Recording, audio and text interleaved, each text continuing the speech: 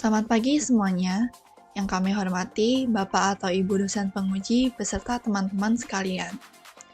Pada kesempatan kali ini, kami akan mempresentasikan hasil skripsi kelompok kami dengan judul Penggunaan Machine Learning untuk Prediksi Grade Kelas Siswa berdasarkan GPA.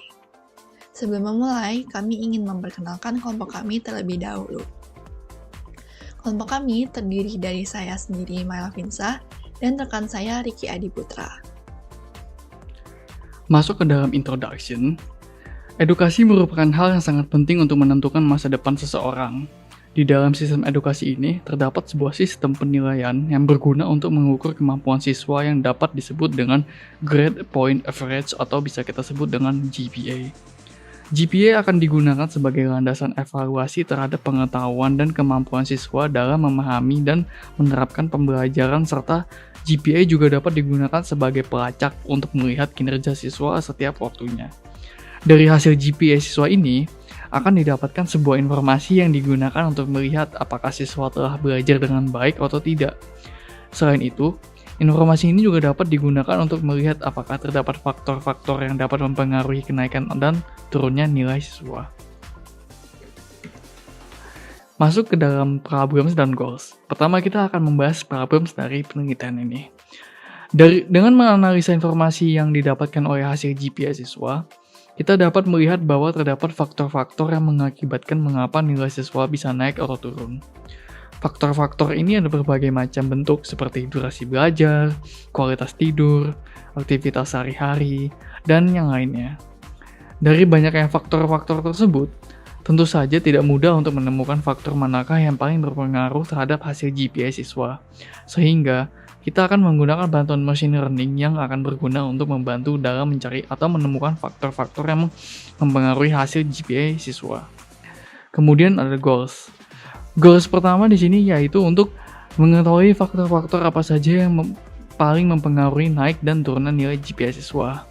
Lalu yang kedua adalah memprediksi nilai akhir siswa berdasarkan GPA.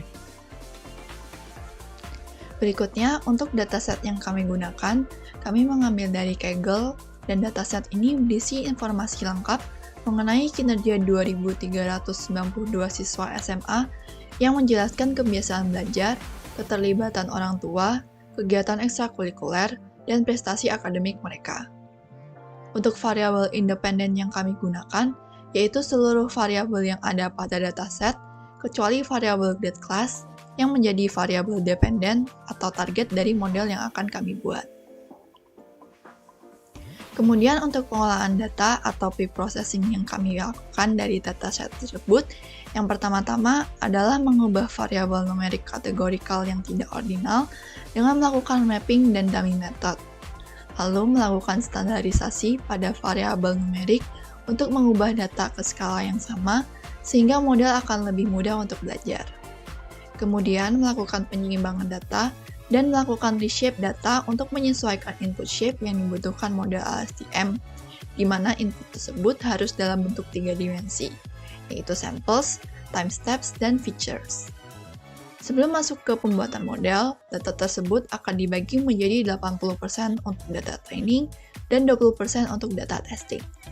Selanjutnya kita akan masuk ke dalam metodologi. Pada penelitian kali ini, kami menggunakan 4 metode. Yang pertama ada Random Forest. Random Forest merupakan salah satu algoritma dari model klasifikasi machine learning. Algoritma ini bekerja dengan membuat beberapa decision tree dan menggabungkannya menjadi satu. Dengan melakukan hal ini, Random Forest dapat menghilangkan beberapa masalah yang dapat ditemukan dalam algoritma decision tree. Hal ini membuat algoritma Random Forest lebih unggul daripada decision tree dalam hasil prediksi. Kemudian ada MLP atau Multi-Layer Perception.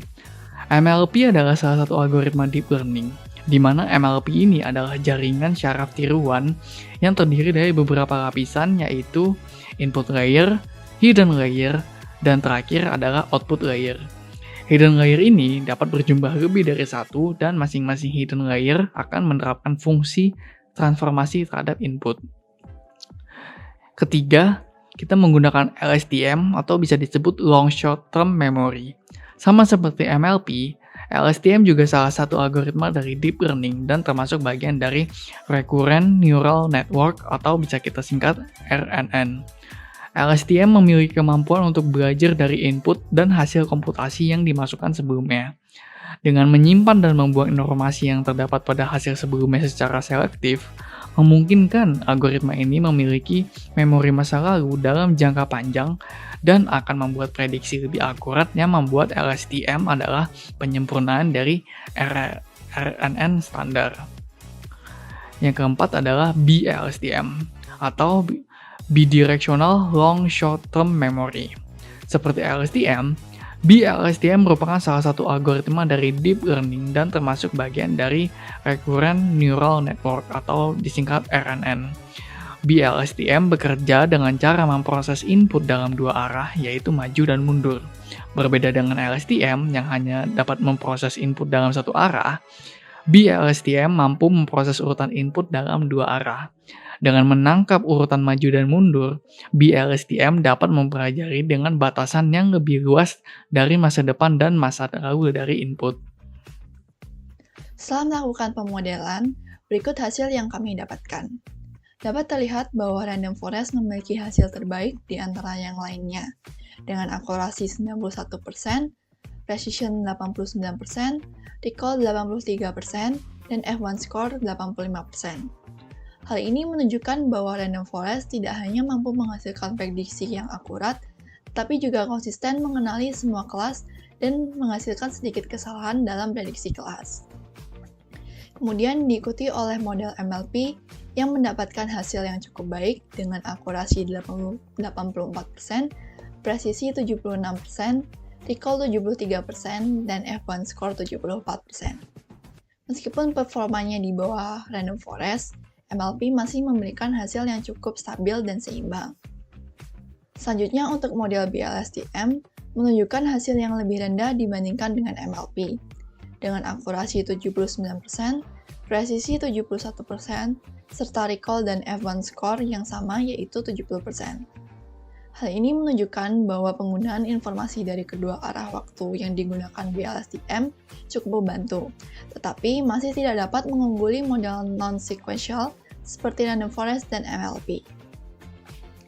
Terakhir, model LSTM menunjukkan hasil terendah dibandingkan dengan ketiga model lainnya, dengan akurasi 78%, presisi 67%, serta recall dan F1 score yang sama yaitu 68%. Hal ini menunjukkan bahwa model ini kurang optimal dalam mengenali pola dalam data, meskipun menggunakan arsitektur yang dapat memiliki memori masa lalu dalam jangka panjang.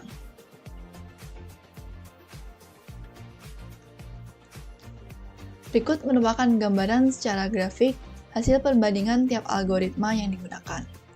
Untuk garis berwarna biru adalah hasil akurasi, garis orange adalah hasil precision, garis hijau adalah hasil recall, dan garis merah adalah hasil F1 score. Kesimpulan dari penelitian ini adalah, setelah menerapkan percobaan menggunakan 4 model algoritma yang sudah disebutkan sebelumnya, dan membandingkan dengan satu sama lain berdasarkan nilai akurasi, precision, recall, dan F1 score, dapat disimpulkan bahwa random forest merupakan model terbaik di antara lainnya, di mana random forest meraih akurasi tertinggi yaitu 92%. Kemudian, model terbaik selanjutnya adalah MLP yang mempunyai akurasi sebesar 84%. Serta selanjutnya adalah LSTM dan BLSTM secara berurutan. Dari percobaan ini juga ditemukan bahwa menentukan parameter yang tepat akan berpengaruh terhadap hasil dari setiap model.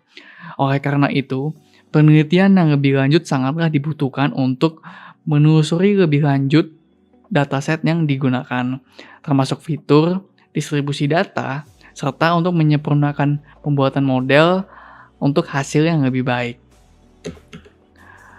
Sekian sudah presentasi penelitian kami. Sebelum kami menyelesaikan presentasi ini, kami ingin mengucapkan terima kasih kepada dosen pembimbing kami yang sudah membantu kami dalam menyelesaikan artikel ilmiah berdasarkan penelitian ini.